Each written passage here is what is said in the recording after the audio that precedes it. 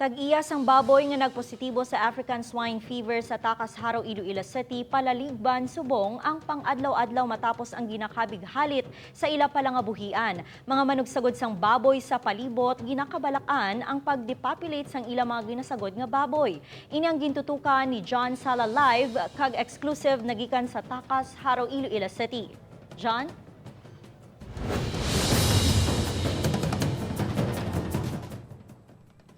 Zen, nagaproblema sa karon ang isa ka pamilya diri sa Zone 5 Barangay Takas Haro kung paano sila makabawi sa kaperdihan sa ila palangitan-an matapos nga magpositibo sa African swine fever ang isa sa mga ginasagod nila nga baboy.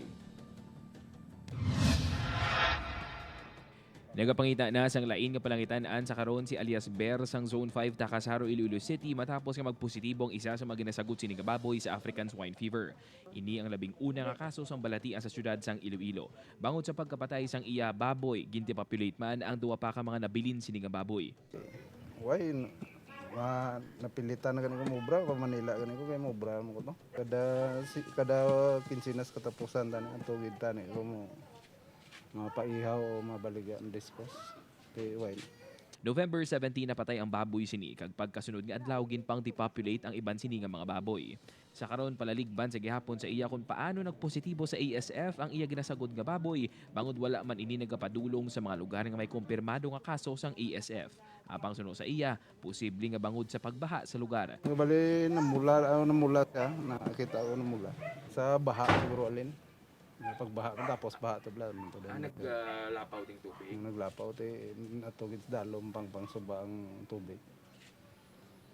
Basi dala siguro alin sa babaw to kay ang suba ni San Miguel ni alin mo. Nagpaiway na nga magpa-interview ang tag-iya sang siningatangkal malapit sa ground zero. Apang suno sa iya, wala man inisang may mahimo kung ipang depopulate man ang duwa ka baboy nga nabilin sa iya tangkal. Pamangkot sini kung bala may ihatag man nga bulig sa ila ang city government. Si alias May apisar nga malayo man sa ground zero, wala mapunggan nga mas stress kuno bangod sa natabo. Sinila nga Domingo ginhingagaw sini dispose ang 14 ka mga baboy sa mas manubo nga presyo.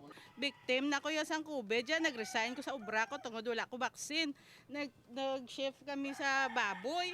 Di pa nga buhi, mo na yan sir. Sa presyohan ay ang bilis ang idik bakal namon 3.8, ladara sa 4. I-dispose, ikwaon na nila 3.5, 3.6. Te, ang bubod namon 2 kasako kada ulo. 3 ang bubod, 1.8, mga dara, 1.8. Te, pila ka bilog ang diri sa amon. Makapila ka sa sigintinguan sang news team nga malabot ang Iloilo City Government, City Veterinary Office, City Agriculture kag Barangay Council sang Takas Haro, apang wala sang may naghatag sang opisyal nga pahayag sa news team. Naibaluan nga nahamtang man sa among barangay ang Iloilo City Slaughterhouse gani mas ginpasangkad pa sang City Government ang disinfection sa nasambit nga pasilidad.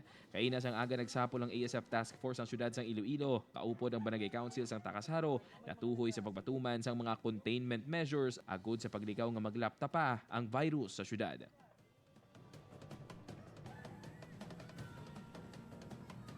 Zen, suno kay Iloilo City Mayor Jerry Tretias nga gilayon nga igapang depopulate ang mga baboy nga malabutan sang 500-meter radius. Apang suno sa mga pumuluyo sang Zone 5 Barangay Takas Haro, wala pa sila sang may nabaton nga instructions kung ano ang matabo sa mga baboy nga nabilin pa diri sa barangay. Ang iban sa ila, nagpabutsyag man nga wala man sila sang instructions kung paano ang ila nga paghulag within the ground zero. Kung may bala changes o kung wala.